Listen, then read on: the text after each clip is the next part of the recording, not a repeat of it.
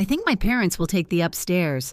My sister and the kids can have the downstairs. It's only fair. You've got the space. That's what she said, calm, polite, as if she were asking me to pass the salt. Her fork didn't even pause over the pie I had baked from scratch that morning. I blinked once, not in shock, just to make sure I'd heard correctly.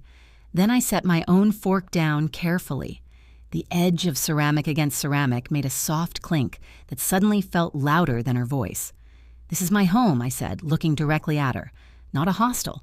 For a second, no one moved. The dining room was warm from the oven, filled with the smell of brown butter and late spring air drifting in through the screen door. The lake outside was glass still. I had lit candles, put out cloth napkins, even remembered that Sierra doesn't eat strawberries. I hadn't expected gratitude, but I hadn't expected this either. Evan's eyes stayed on his plate, his hands folded neatly in his lap like a schoolboy being scolded. He didn't look up, not once. Sierra smiled again, this time smaller, the corners of her mouth a little too tight. "It's just for a few weeks," she said lightly. "They've never had a lake house experience, and besides, you're not really using the whole place." I stayed quiet, not because I didn't have words, but because I knew if I started speaking, I wouldn't stop. They finished dessert like nothing had happened. I cleared the plates alone while they lingered on the porch with coffee talking about summer travel plans. Their laughter drifted in and out through the screen door like smoke I didn't want in my lungs. When they left, I walked through the house, slowly, closed each window, checked the locks twice, turned off the lights in rooms I used to imagine they'd help fill one day.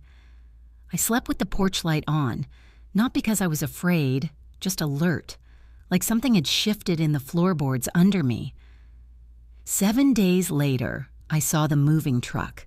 I spent 40 years filing other people's memories, decades in the basement of a university library, dust clinging to my sleeves, gloves soft from wear, manuscripts, letters, photographs, people's stories kept in order. That was my job. Quiet work, patient work. I liked it. No one interrupted, no one needed explanations. When my husband died, Evan was 12. There was no time to collapse. I made a schedule, I packed lunches, I paid bills on time. His grief sat beside mine at the table. And we got through it the only way we could, without drama, without breakdowns. I never remarried, not out of bitterness, just practicality. I didn't want to split my attention or my time or my savings. I took on more hours, moved us into a smaller apartment, bought used clothes, skipped vacations, and told Evan yes whenever I could afford to. I put a little aside each month. It wasn't much, not at first, but over time that little grew. I didn't dream of cruises or resorts. I dreamed of a place where no one would need anything from me, just space and light and water, somewhere quiet enough to finally hear my own thoughts. When Evan got his first apartment, I gave him the deposit. When he and Sierra got engaged, I paid for the dress after her mother said no. No one asked me to. I just did it. They always said thank you kindly, politely, like a reflex, and I never asked for anything back.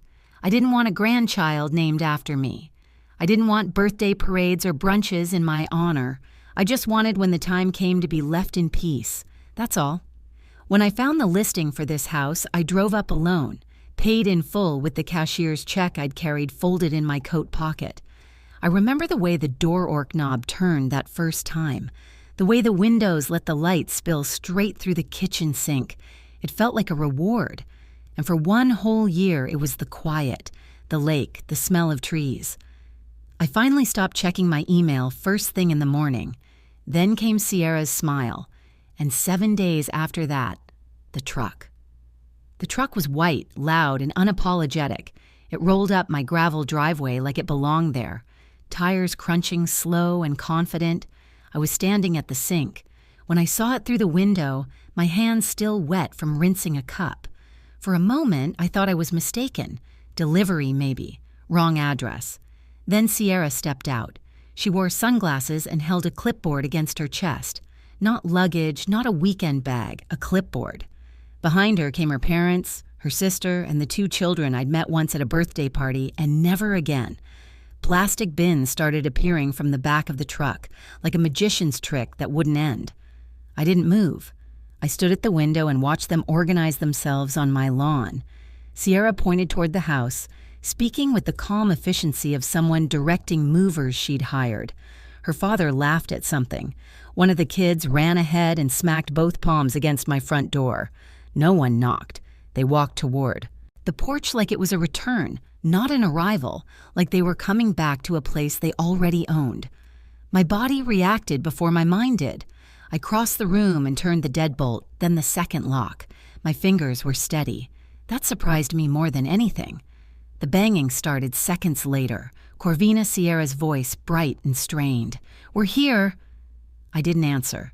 The handle rattled. The banging grew louder. Flat palms against wood.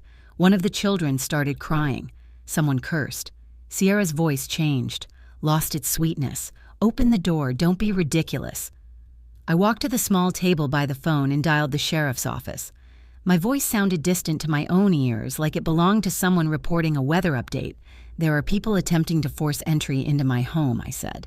"Yes, I'm inside, I'm alone." The banging continued. The truck engine idled. Gravel shifted under restless feet. I sat in the chair and folded my hands in my lap, listening to the noise without letting it enter me. When the patrol cars arrived, the silence that followed was almost delicate. Voices outside sharp and official. Sierra protesting, her father arguing, the children confused and loud, doors closing, engines restarting. By sunset, the driveway was empty again. I locked the door once more, even though it was already locked. And then her post was everywhere. It took 2 days. I hadn't heard from Evan. Not a call, not a message. I thought maybe they'd realized what they'd done, or at least decided to let things cool off. But then I opened my laptop and saw Sierra's name tagged in a post that had already gathered over 100 comments. My mother-in-law locked our children out of her house. They were crying on the porch. She called the cops on her own family. We came in peace and she treated us like criminals.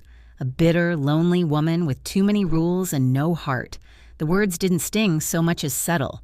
Like dust you didn't see until sunlight hit the window just right. A photo was attached one of her kids sitting on a plastic bin at the edge of the lawn, cropped tight so you couldn't see the truck or the others unloading or her father shouting when the deputies told him to step back. The comments were exactly what you'd expect. "That's awful.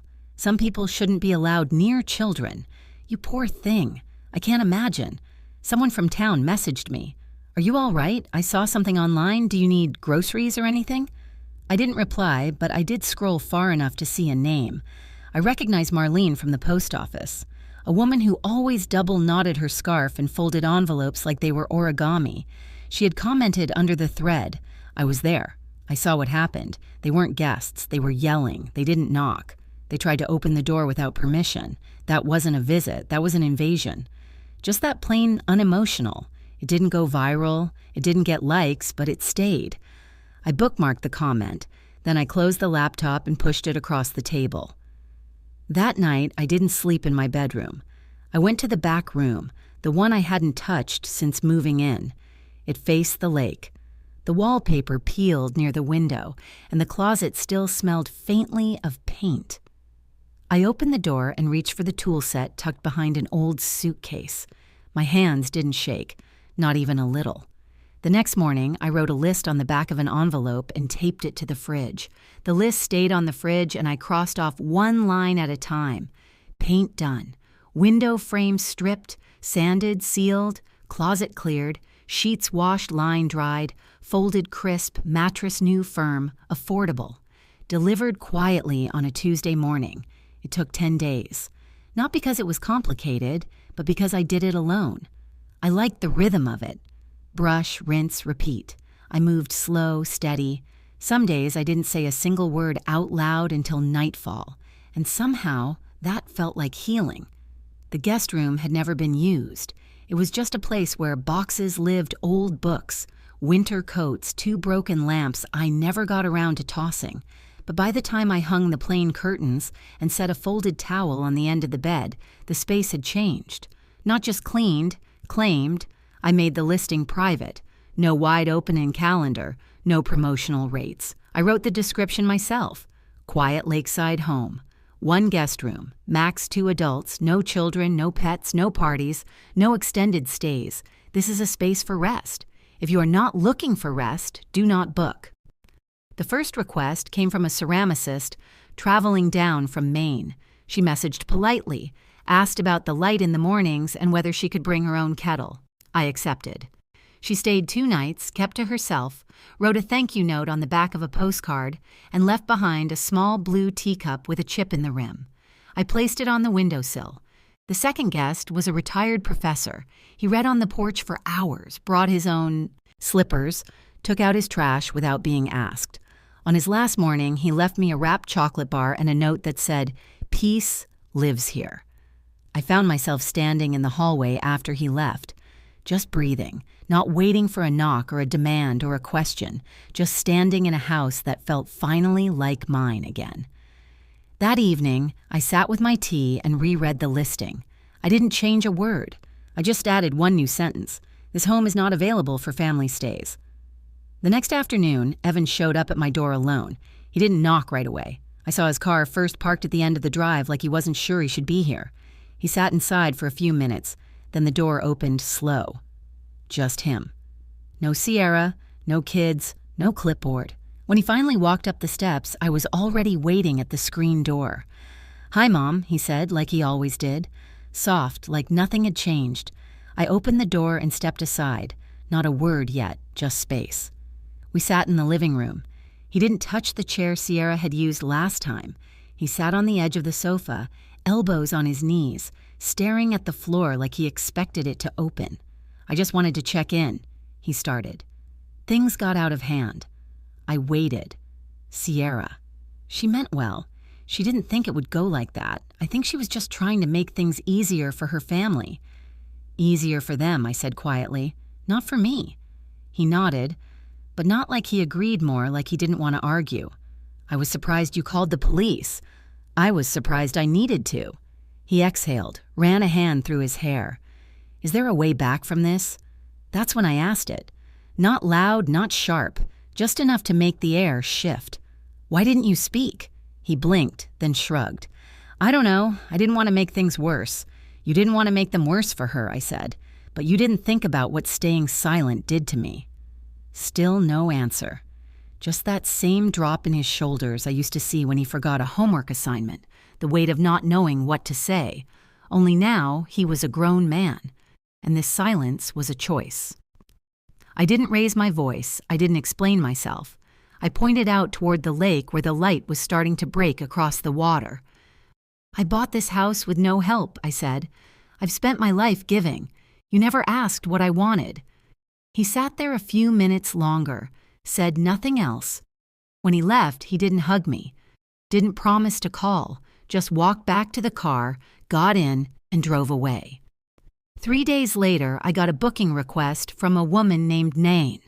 Nan's message came in short, careful sentences. She was 66, recently widowed. This would be her first trip alone since her husband passed. She said she wasn't looking for adventure, just stillness, a place with no expectations. I accepted without hesitation. She arrived on a Thursday carrying a single suitcase and a tote bag filled with books. Her voice was gentle, her movement slow but sure. She didn't ask for anything except where to find the tea. The second morning, I found her on the back porch just after sunrise, already steeping chamomile in one of the mugs I kept in the cupboard. I made my own cup and we sat quietly for a while before she spoke. "This house," she said, looking out toward the lake, "has a kindness to it." I didn't answer right away. Just let her words rest in the air between us. It wasn't a compliment, it felt like a recognition. "I'm glad it feels that way," I said finally. She smiled but didn't push for more. We talked for a while, nothing too deep. How long we'd both been married. What it felt like to live with only your own voice in the room. She told me her husband had always wanted to visit Vermont but never made the time. She came here because she thought maybe she could bring a small part of him with her. When she left 2 days later, she folded the blankets neatly at the foot of the bed and left a single sunflower in a glass jar on the nightstand. No note, just the flower. After she pulled out of the driveway, I walked to the dock and sat with my legs tucked under me, letting the boards press into the backs of my calves. I thought about all the times I'd held my tongue, all the rooms I'd stepped out of quietly just to keep the peace, how that silence had protected everyone except me. That night, I opened the listing and added a single line to the description. "This house is a place of rest. Please enter with respect." 2 nights later, Sierra posted again. The second post came late at night. I only saw it because a neighbor forwarded it with a short note I thought you should know. Sierra's words were angrier this time, less polished. She's renting out the house now to strangers, taking money from people she's never met. Meanwhile, the family she should be helping gets treated like outsiders. This is the house my husband is supposed to inherit one day. There it was again, that quiet entitlement dressed up like hurt. I didn't comment, I didn't call Evan, I didn't open my mouth to defend what never belonged to them in the first place, but someone else did. Underneath the post, I saw a familiar name, Marlene again. Her tone hadn't changed. It's not his house, it's hers. She bought it, she maintains it, and maybe she's finally choosing peace over guilt. About time. No argument followed, no flood of defense. Just a long silence. By morning, Sierra's account was gone. Evan didn't return. No knock at the door, no explanation. Whatever conversation he might have been planning died quietly like a phone that rings once and stops before you can answer. I mailed him a birthday card anyway. No message inside, just my name in pen. The same handwriting I'd used on his permission slips his lunchbox notes his first apartment lease. That same week, I received a booking request from a couple in their early 40s. They said they'd been following the listing for months. They weren't looking for a vacation, just a quiet space to elope. No guests, no ceremony, just them, a vow and stillness. They arrived with 2 small suitcases and a bundle of fresh lilacs wrapped in brown paper. Left a single note on the kitchen table before they checked out. "Thank you for giving us a place of clarity." I left the lilacs in the vase, watered them each morning until they dried at the edges. The house stayed quiet. No banging on the door, no accusations, no performances, just the sound of floorboards and wind and a home that had finally learned how to breathe again. As summer folded into stillness, I found myself adding one more thing to the front step. The lake changed with the season. By early September, the light hit the water differently. Less playful, more deliberate. The wind came in low and steady, like it had somewhere to be. One morning, I watched a heron glide down near the reeds and stand perfectly still. I stayed just to still a matching shadow on the porch. The guest room remained quiet between visits. I didn't accept many, just a few each month, always spaced out. No one stayed longer than 3 nights. No one asked to. That was the beauty of it. Every guest came with respect, already packed in their bags. Some left tokens, a poem handwritten on thick cream paper folded into thirds and tucked beneath the lamp. A tiny stitched coaster, initials in the corner, made by a woman who hadn't picked up a needle in 20 years. A single gardenia left on the pillow, still wet from the morning's dew. Not one of them asked about the family photos missing from the hallway or the extra lock on the inside of the front door. They didn't need to. The house told its own story now. I never spoke Sierra's name again. Not out of spite, out of clarity. She had taken enough air. I didn't owe her my voice, too. Evan never wrote back, never called, and yet I wasn't waiting. Some silences ask for patience. Others asked to be left alone. I tended my routines. I made soup. I walked the edge of the lake when my knees allowed it. I read again for hours at a time, not to escape, but to stay. One evening, as the sky darkened earlier than it had in weeks, I took a small wooden plank from the shed, sanded it down, painted it soft gray. The next morning, I nailed it beside the front door. Not a warning, just a truth. All it said was private by invitation only. I stepped back, wiped the dust from my hands, and let the quiet settle around me again. Earned, intact, and finally mine.